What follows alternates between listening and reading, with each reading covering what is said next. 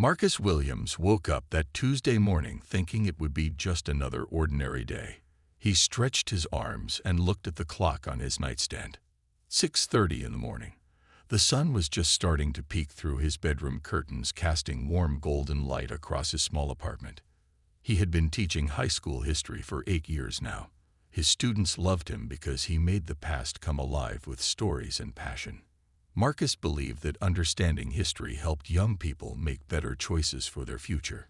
Today, however, he would not be standing in front of his classroom teaching about civil rights or American democracy. Marcus had to go to court. 3 weeks ago, he had received a traffic ticket that he knew was unfair. He was driving home from school when a police officer pulled him over at the intersection of Main Street and Fifth Avenue. The officer claimed Marcus had run a red light, but Marcus knew the light was yellow when he entered the intersection. He had been driving that route for years and knew the timing of every traffic light. He spent the next hour getting ready for court. Marcus chose his best navy blue suit, the one he wore to parent-teacher conferences and school board meetings. He wanted to look professional and respectful. His mother had always taught him that appearance mattered, especially in situations where people might judge him unfairly. While eating breakfast, Marcus reviewed his case one more time. He had printed out photos of the intersection taken from his phone. The pictures clearly showed how the traffic lights were positioned and the distance from where he was when the light changed.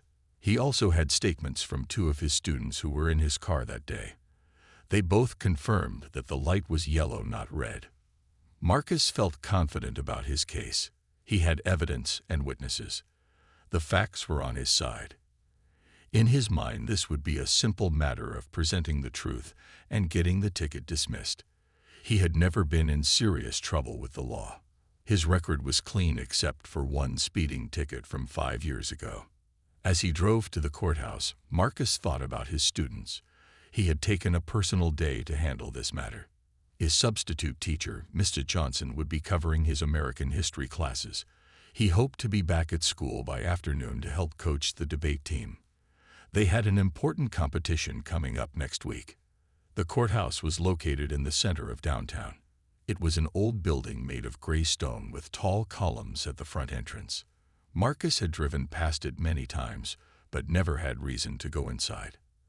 As he parked his car, he felt a small knot of nervousness in his stomach. Not because he was guilty, but because he had never dealt with anything like this before. Marcus walked across the parking lot carrying a brown folder with all his documents. Other people were also heading toward the courthouse. Some looked worried. Others appeared to be lawyers carrying briefcases and wearing expensive suits. A few people seemed familiar with the process, walking quickly and confidently toward the entrance. The morning air was crisp and cool. Marcus could smell coffee from a nearby cafe and hear the sounds of the city waking up. Traffic moved steadily on the streets around the courthouse. Life was continuing normally for everyone else while he prepared to fight for something he believed was right. Marcus climbed the wide stone steps leading to the courthouse entrance. The steps were worn smooth by thousands of people who had walked this same path seeking justice over the years. He paused at the top and took a deep breath. Inside those walls, he would present his case to a judge who he hoped would listen fairly and make the right decision. He had no way of knowing that this simple traffic ticket dispute would become much more than he ever imagined. Marcus Williams, teacher and citizen, was about to experience something that would change not only his own life, but also impact the entire justice system in his county. The ordinary Tuesday he had planned was about to become anything but ordinary. Marcus pushed through the heavy glass doors of the courthouse and stepped into a world that felt completely different from his familiar classroom environment. The lobby was massive with high ceilings and marble floors that echoed with every footstep. The sound of voices talking and shoes clicking created a constant buzz of activity that made Marcus feel small and overwhelmed. Security guards stood at metal detectors checking bags and having people walk through scanners. Marcus waited in line behind a woman holding a crying baby and an elderly man with a walking cane. When his turn came, he placed his folder and keys in a plastic tray and walked through the detector. The guard barely looked at him as he waved Marcus through. Inside the main hallway, Marcus looked around trying to figure out where to go. Signs pointed to different courtrooms and offices. People walked in all directions, some moving quickly like they knew exactly where they were going, others looking just as lost as Marcus felt. He found an information desk where a tired-looking woman gave him directions to courtroom 3. The hallway leading to courtroom 3 was lined with wooden benches where people sat waiting for their cases to be called. Marcus noticed that most of the people waiting looked worried or scared. Some were dressed in their best clothes like him, while others wore casual outfits or work uniforms. A few people had lawyers with them, but most seemed to be representing themselves. Marcus found an empty spot on one of the benches and sat down. He opened his folder to review his documents one more time. The photos of the intersection looked clear, and his witness statements were typed neatly. Everything seemed to be in order. He felt prepared and ready to present his case. An elderly white woman sitting next to Marcus smiled at him kindly. She was wearing a simple blue dress and held a small purse in her lap. Her name is Mrs. Patterson, and she was there because someone had hit her car in a parking lot. She seemed nervous about speaking in court and asked Marcus if he had been there before. When Marcus told her this was his first time, she nodded understandingly. Mrs. Patterson had been to court twice before for different matters. She warned Marcus that some judges could be very strict and intimidating. She advised him to speak clearly, answer only the questions asked, and always say "Your Honor" when addressing the judge. As they talked, a young Latino man sat down on the other side of Marcus. He looked to be in his 20s and wore a clean white shirt and dark pants. His name was Carlos, and he was there for a traffic ticket too. When Marcus mentioned that his case was being heard by Judge Brennan, Carlos' face changed expression immediately. Carlos leaned closer to Marcus and spoke in a low voice. He had appeared before Judge Brennan 6 months ago for a similar traffic violation. According to Carlos, the judge had been harsh and seemed to have already made up his mind before hearing the case. Carlos said the judge asked him questions that had nothing to do with the traffic ticket, like where he was born and how long he had been living in the area. Marcus felt a chill run down his spine as Carlos described his experience. The young man explained that Judge Brennan had a reputation among people in the community, especially those who were not white. Carlos said many people tried to get their cases moved to different courtrooms if possible because they felt Judge Brennan treated them unfairly. Mrs. Patterson, who had been listening to their conversation, looked troubled. She mentioned that her daughter, who worked at the courthouse, had heard similar stories about Judge Brennan. Some lawyers apparently tried to avoid his courtroom when representing certain clients. Marcus tried to stay positive despite what he was hearing. He reminded himself that he had a strong case with good evidence. Surely any reasonable judge would see that he was telling the truth about the traffic light. He had witnesses and photographs. The facts were clear. But as Marcus sat there waiting for his name to be called, he could not shake the feeling that something was not right. The warnings from Carlos and the worried expressions of other people waiting made him realize that his simple traffic case might not be as straightforward as he had hoped. The courtroom doors remained closed, but Marcus could hear muffled voices from inside. Soon those doors would open, and he would face Judge Brennan for the first time. The heavy wooden doors of courtroom 3 finally opened with a loud creak that echoed through the hallway. A bailiff stepped out and called for everyone with cases scheduled for that morning to enter.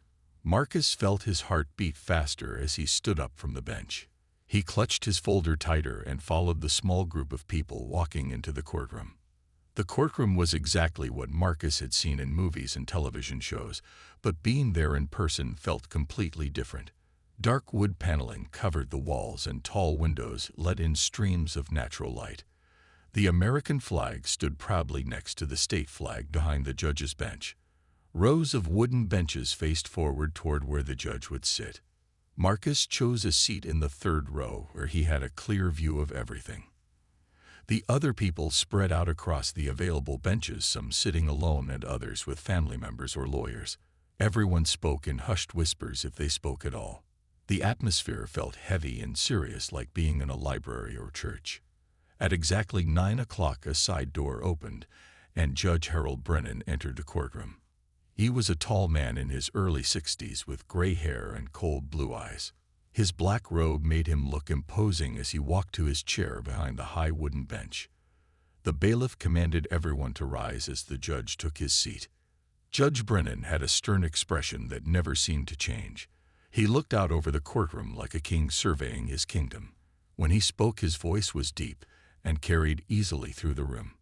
Marcus noticed how the judge's eyes seemed to linger on certain people longer than others as he scanned the crowd. The first few cases were called before Marcus.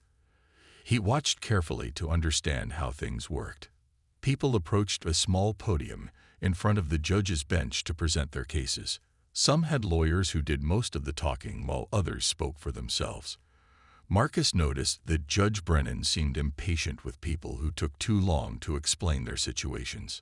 A woman with a parking ticket tried to explain that she had been helping her elderly mother into a doctor's office and had only been gone for a few minutes past the meter time. Judge Brennan cut her off before she could finish her story. He told her that the law was the law and there were no excuses. The woman looked shocked when he not only upheld the ticket but added additional court fees. An older man contested a speeding ticket, claiming his speedometer was broken. Judge Brennan barely listened to his explanation before ruling against him. The man tried to show evidence that he had gotten his speedometer fixed right after receiving the ticket, but the judge refused to look at the repair receipt. Marcus began to feel worried as he watched these cases. The judge seemed to have his mind made up before people even started talking. He showed no interest in hearing explanations or looking at evidence. Everyone who appeared before him that morning lost their cases, and many received additional penalties beyond their original tickets. When the bailiff called Marcus Williams to approach the bench, Marcus felt his mouth go dry. He stood up slowly and walked to the podium carrying his folder with all his carefully prepared evidence. As he got closer to Judge Brennan, he could see the man's cold expression more clearly. Marcus placed his folder on the podium and looked up at the judge. Judge Brennan stared down at him from his high seat with what looked like annoyance or displeasure already on his face. The courtroom fell completely silent as everyone waited to see what would happen next. Marcus cleared his throat and prepared to speak. He had practiced what he would say many times at home in front of his bathroom mirror. He planned to be polite, respectful, and factual. All he had to do was present his evidence clearly, and the truth would speak for itself. But as Judge Brennan leaned back in his chair and fixed those cold eyes on Marcus, something in the air changed. Marcus could sense that this was not going to be the fair hearing he had expected. The tension in the room was thick enough to cut with a knife. Marcus stood at the podium trying to calm his nerves as Judge Brennan stared down at him. The judge picked up a piece of paper from his desk and glanced at it quickly. His expression showed no hint of interest or fairness. Instead, his face looked like he had already decided Marcus was guilty before hearing a single word.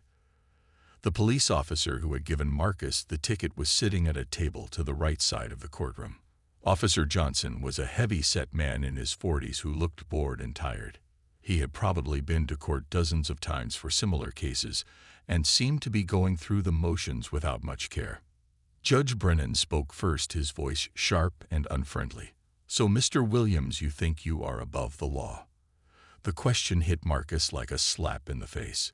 He had expected the judge to ask him to explain what happened or to state his case. Instead, he was being accused of thinking he was above the law before he had even spoken. Marcus took a deep breath and replied as politely as he could. "No, Your Honor, I do not think I am above the law. I am here because I believe there was a misunderstanding about what happened at the intersection. I have evidence that shows the light was yellow when I entered the intersection, not red as Officer Johnson reported." Marcus reached for his folder to take out the photographs he had brought. But Judge Brennan held up his hand to stop him. The judge leaned forward and looked at Marcus with obvious disdain. "Evidence," he said with a nasty tone. "You people always think you have evidence. What makes you think your word means anything in my courtroom?" The phrase "you people" hit Marcus like a punch to the stomach. Everyone in the courtroom knew exactly what the judge meant. The way he said it left no doubt that he was referring to Marcus' race. Marcus felt his face grow hot with anger, but he forced himself to stay calm and professional. Officer Johnson then gave his testimony. He spoke in a monotone voice describing how he had seen Marcus run a red light. The officer did not provide any details about the weather conditions or traffic situation. He did not mention measuring the distance or timing the lights. His testimony was short and basic with no real evidence to support this claim. When Officer Johnson finished, Judge Brennan turned back to Marcus. The judge's expression had grown even more hostile. "Now, Mr. Williams," he said slowly, dragging out each word, "tell me why I should believe your story over the word of a trained police officer. Do you think Officer Johnson has some reason to lie about what he saw?" Marcus tried again to present his evidence. "Your Honor, I have photographs of the intersection that show the sight lines and the position of the traffic lights. I also have witness statements from 2 students who were in my car. They both saw the same thing I did. The light was yellow, not red." Judge Brennan waved his hand dismissively. "Witnesses," he said with a snort. "Let me guess they are friends of yours. Probably students from your school who will say whatever you tell them to say. Do you really expect me to believe that a bunch of kids saw something that a trained police officer missed?" The insult to his students made Marcus even angrier. These were good kids who had agreed to tell the truth about what they saw. Judge Brennan was suggesting that Marcus had coached them to lie. Marcus felt his jaw clench, but he kept his voice steady. "Your Honor, my students are honest young people. They have no reason to lie about what they witnessed. I am asking you to look at the evidence I have brought. The photographs clearly show the intersection and how the lights are positioned." Judge Brennan laughed, but there was no humor in the sound. It was cold and mean. "Students," he repeated, shaking his head. "From the school where you work, no doubt. How convenient that your witnesses happen to be people who depend on you for their grades." The courtroom was completely silent now. Even the court reporter looked uncomfortable as she typed the judge's words. Marcus could feel the eyes of everyone watching this unfair treatment. He realized that what Carlos had warned him about was happening right now. Judge Brennan was not interested in justice or evidence.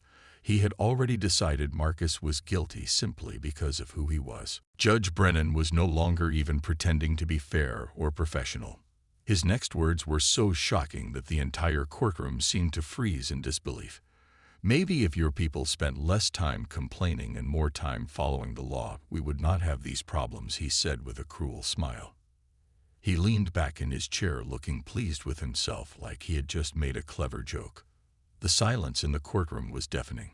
Even the bailiff, who had probably seen many difficult situations, looked stunned by what the judge had just said. The court reporter stopped typing for a moment, her fingers hovering over the keys, as if she could not believe she had to record such words. Marcus felt like he had been hit by lightning. In all his years as a teacher and citizen, he had never experienced such open racism from someone in a position of authority. This was supposed to be a place of justice, where all people were treated equally under the law. Instead, he was being attacked simply because of the color of his skin. But Marcus did not break. Years of teaching teenagers had taught him how to stay calm under pressure. He had dealt with difficult parents, angry administrators, and challenging students. He knew how to keep his dignity, even when others tried to take it away from him. Marcus looked directly at Judge Brennan and spoke in a clear, steady voice. "Your Honor, I am an American citizen. I pay my taxes. I serve my community as an educator. I came here today seeking justice, not to be subjected to prejudice based on my race. All I am asking is for you to look at the evidence I have brought to support my case." The words hung in the air like a challenge. Marcus had not raised his voice or shown anger. He had simply stated the truth with quiet strength. Everyone in the courtroom could hear the pain behind his words, but also the determination not to be broken by this treatment. Judge Brennan's face turned red with fury. "How dare you," he shouted, banging his gavel so hard it echoed through the room. "How dare you lecture me in my own courtroom? You have some nerve coming in here and telling me how to do my job. I have been a judge for 15 years, and I will not be spoken to that way by someone like you." The phrase "someone like you" was just as painful as you people had been. Judge Brennan was making it crystal clear that he saw Marcus as less than equal simply because of his race. The mask of judicial authority was completely gone now. This was just raw hatred and prejudice on full display. Marcus remained standing straight and tall despite the judge screaming at him. He could see Mrs. Patterson in the gallery looking horrified. Carlos, the young man who had warned him, shook his head sadly, as if he had seen this exact scene play out before. Other people in the courtroom shifted uncomfortably in their seats, knowing they were witnessing something terribly wrong. The bailiff took a step forward, unsure if he should intervene. The court reporter continued typing, but her face showed how troubled she was by what she was recording. This was supposed to be official court business, but it had turned into something much darker. Judge Brennan raised his gavel again, preparing to bring it down with what everyone expected would be a harsh and unfair sentence. Marcus had come to court seeking justice for a simple traffic ticket. Instead, he had been subjected to racist attacks and verbal abuse from the very person who was supposed to uphold the law. As the gavel started its downward motion toward the judge's bench, the courtroom doors suddenly burst open with a loud crash. The heavy wooden doors slammed against the walls, sending a sound through the room like thunder. Every person in the courtroom turned toward the back to see what was happening. 3 people in dark business suits strode purposefully down the center aisle of the courtroom. Their footsteps echoed loudly on the wooden floor. The lead figure was a tall woman with silver hair and sharp blue eyes that seemed to take in everything at once. She moved with the confidence of someone who had authority and was not afraid to use it. The 3 people in suits moved with purpose and authority that commanded immediate attention from everyone in the courtroom. The woman in front held up a badge that caught the light and gleamed like silver. Her voice was strong and clear as it cut through the tension-filled air. "Agent Sarah Chen, Federal Bureau of Investigation," she announced. The words seemed to echo in the stunned silence that followed. Behind her, 2 men flanked the sides of the courtroom, positioning themselves near the exits. They wore the same serious expressions and moved like people who were used to handling dangerous situations. Judge Brennan's face went from angry red to pale white in just seconds. His mouth opened and closed like a fish out of water, but no words came out.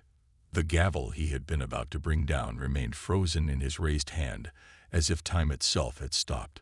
Marcus felt his heart pounding in his chest. He had no idea what was happening or why the FBI was suddenly in the courtroom. All he knew was that something very important was taking place, and it seemed to involve the judge who had been treating him so terribly. Agent Chen walked directly toward the judge's bench with confident steps.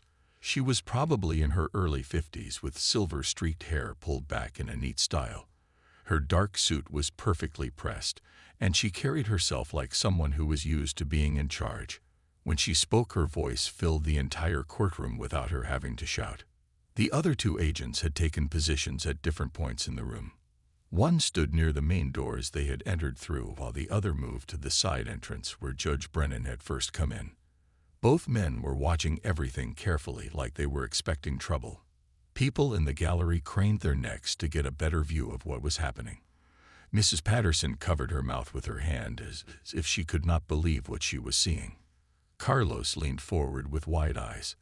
The bailiff stood frozen, not sure whether he should help the agents or protect the judge. Agent Chen had reached the front of the courtroom now. She stood just a few feet from where Marcus was still standing at the podium. For a moment she glanced at Marcus with what looked like sympathy before turning her full attention to Judge Brennan. "Judge Harold Brennan," she said in a voice that carried absolute authority, "we have a warrant for your arrest." She reached into her jacket and pulled out an official-looking document. The federal seal was clearly visible, even from where people were sitting in the back of the room. The judge finally found his voice, but it came out as a croak. "This is impossible," he stammered. "I am conducting court business. You cannot interrupt my courtroom. I am a judge. There must be some mistake." Agent Chen remained completely calm and professional. She unfolded the warrant and held it up so Judge Brennan could see it clearly. "Your Honor, you are under arrest for violation of civil rights under federal law. You are also charged with abuse of judicial power and multiple counts of discriminatory conduct under color of law." The second agent began moving toward the judge's bench while pulling out a pair of handcuffs. The third agent took out a camera and started taking photographs of the courtroom from different angles. Everything they were doing seemed planned and professional, like they had done this many times before. Marcus stood at the podium watching this incredible scene unfold. Just minutes ago, he had been facing racist insults and unfair treatment from this judge. Now federal agents were arresting that same judge for crimes related to exactly the kind of behavior Marcus had just experienced. The people in the gallery were completely silent, but their faces showed shock and amazement. Some looked satisfied, like they had been waiting for this moment for a long time. Others seemed confused about what was happening. Everyone understood that they were witnessing something historic. Judge Brennan tried one more time to assert his authority. "You have no right to do this in my courtroom," he said, but his voice was shaking now. "I demand to know who gave you permission to interrupt court proceedings." Agent Chen stepped closer to the judge's bench. Her voice remained steady and professional. "Sir, we have full federal authority to make this arrest. You have the right to remain silent. Anything you say can and will be used against you in a court of law." Agent Chen continued reading Judge Brennan his rights while the second agent approached the bench with handcuffs ready. The judge looked around desperately, as if he hoped someone would come to his rescue. But everyone in the courtroom, including his own bailiff, just watched as federal law enforcement took control of the situation. "You have the right to an attorney," Agent Chen continued. "If you cannot afford an attorney, one will be appointed for you. Do you understand these rights as I have read them to you?" Her voice was calm and professional, showing that she had done this many times before. Judge Brennan tried to stand up from his chair, but his legs seemed weak.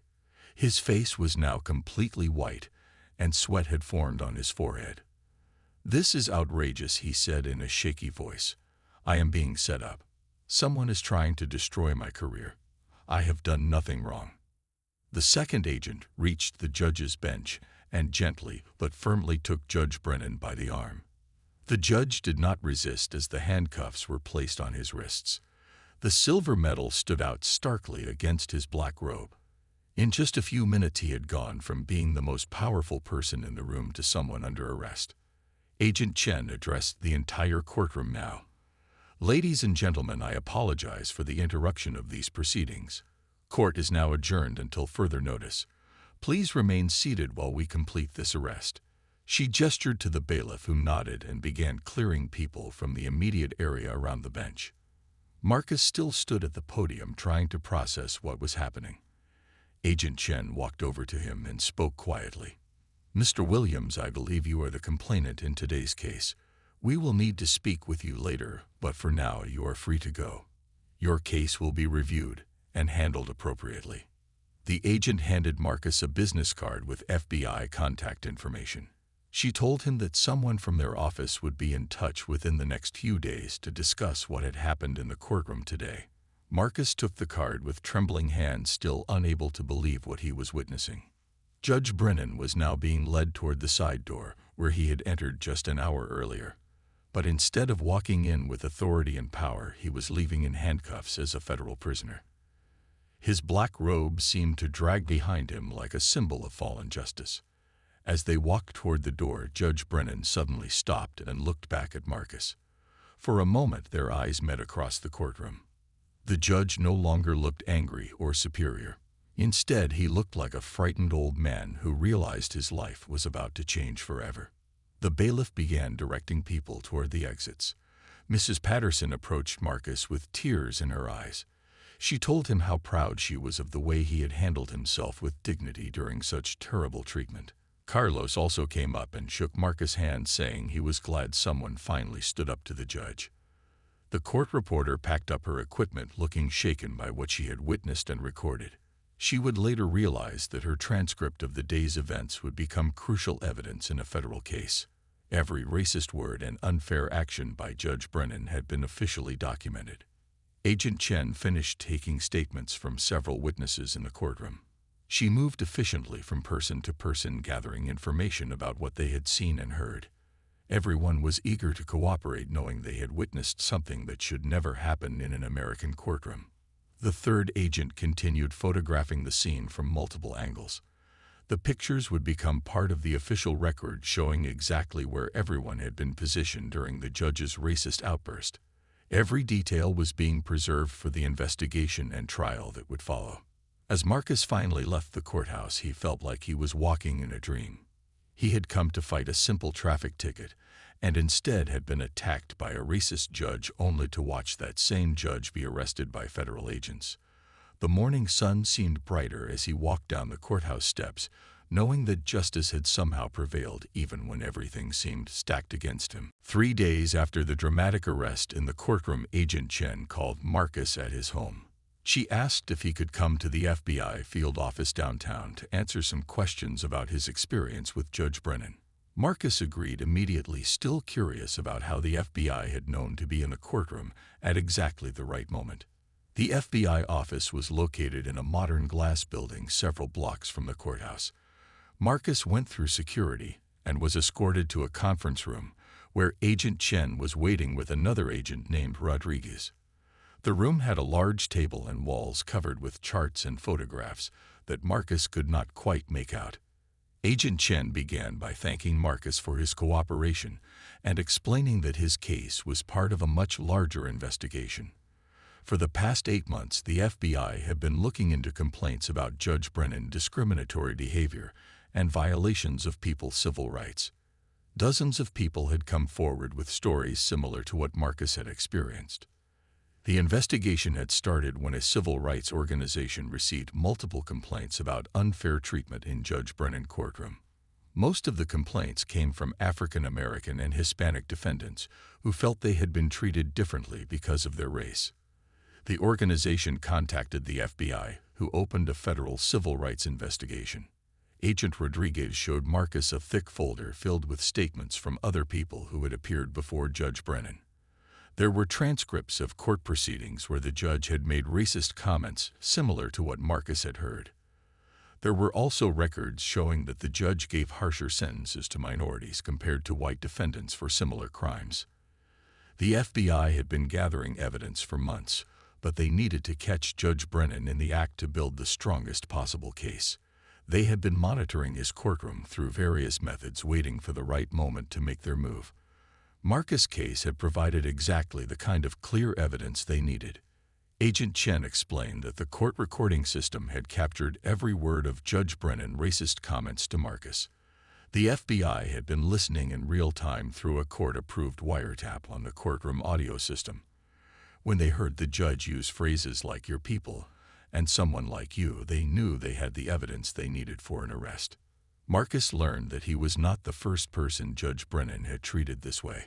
A young Hispanic woman named Maria had been insulted and given an unfairly harsh sentence for a minor traffic violation 6 months earlier. An elderly African-American man named Robert had been subjected to racist questions about his background during a hearing about a property dispute. The FBI showed Marcus video footage from hidden cameras that had been placed in the courtroom with proper legal authority. The videos clearly showed Judge Brennan's facial expressions and body language as he spoke to different defendants. The difference in how he treated white people compared to minorities was obvious and disturbing. Agent Rodriguez told Marcus that Judge Brennan had a pattern of asking inappropriate questions about where minority defendants were born, how long they had lived in the area, and whether they understood English. These questions had nothing to do with the legal cases, but were designed to make people feel unwelcome and inferior. The investigation had also uncovered financial irregularities in how court fines were collected and distributed. There was evidence that Judge Brennan had been imposing higher fines on minority defendants and using the extra money for personal purposes. This added charges of corruption and fraud to the civil rights violations. Agent Chen told Marcus that his dignity and composure during the confrontation with Judge Brennan had impressed many people who saw the recordings. His calm response to racist attacks while maintaining his demand for fair treatment had made him a symbol of how people should respond to discrimination with strength and grace. The FBI agents assured Marcus that his traffic ticket would be completely dismissed and removed from all records. More importantly, they told him that his experience would help ensure that Judge Brennan could never abuse his position to harm other people again. The federal charges against the judge carried serious prison time and would end his career permanently. As the meeting concluded, Agent Chen handed Marcus information about counseling services available to people who had experienced discrimination. She also gave him contact information for the civil rights organization that had first brought Judge Brennan's behavior to the FBI attention in case he wanted to connect with other victims. 6 months after that terrible day in court, Marcus stood once again in the same courthouse where he had faced Judge Brennan's racist attacks. But this time, everything was different. The building looked the same from the outside, but inside there was a sense of hope and renewal that had not existed before. Judge Brennan had been convicted on all federal charges, including violation of civil rights, abuse of judicial power, and corruption. The trial had lasted 3 weeks and featured testimony from more than 20 people who had experienced discrimination in his courtroom. The evidence was so overwhelming that even his own lawyers had advised him to accept a plea deal. The former judge was sentenced to 5 years in federal prison and was permanently banned from holding any position in government or law enforcement. He also had to pay substantial fines and restitution to the people he had wronged. His pension and benefits were revoked, and his law license was permanently suspended. A new judge named Margaret Thompson now presided over Courtroom 3. Judge Thompson was an African-American woman in her 40s with a reputation for fairness, intelligence, and compassion. She had been carefully selected to restore trust in the justice system after the scandal caused by her predecessor.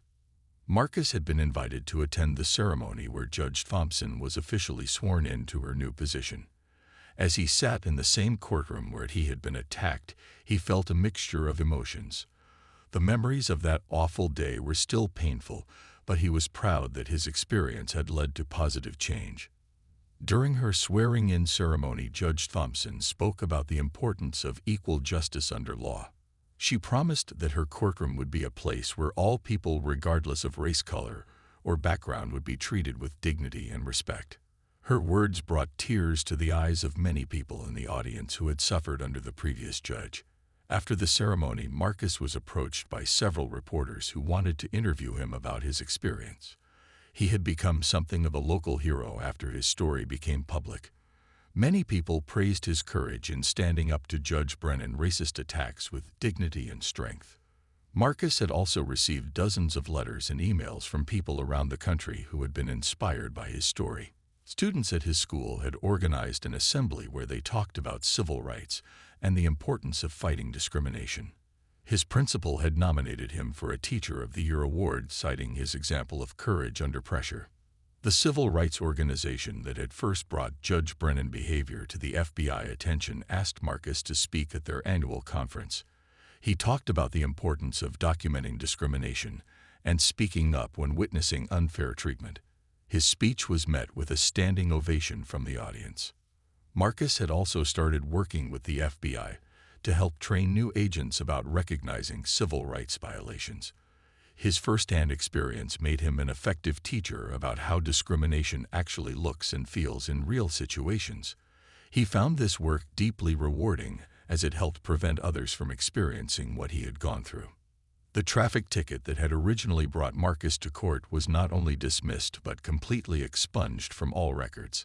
More importantly, the case had resulted in systemic changes to how the court system monitored judges' behavior. New oversight procedures were put in place to prevent future discrimination and abuse of power. As Marcus left the courthouse that day after Judge Thompson's ceremony, he paused on the same steps where he had climbed 6 months earlier as a nervous teacher fighting a traffic ticket. Now he was leaving as someone who had helped change the system for the better. The experience had been painful and difficult, but Marcus realized it had also been transformative. He had learned about his own strength and the power that ordinary people have to create change when they refuse to accept injustice.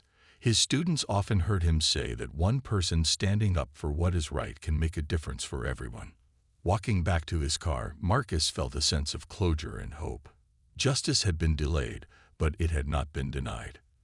The system had problems, but it also had the ability to correct itself when good people refused to stay silent. His ordinary day had indeed changed everything, not just for him, but for countless others who would now receive fair treatment in Judge Thompson's courtroom.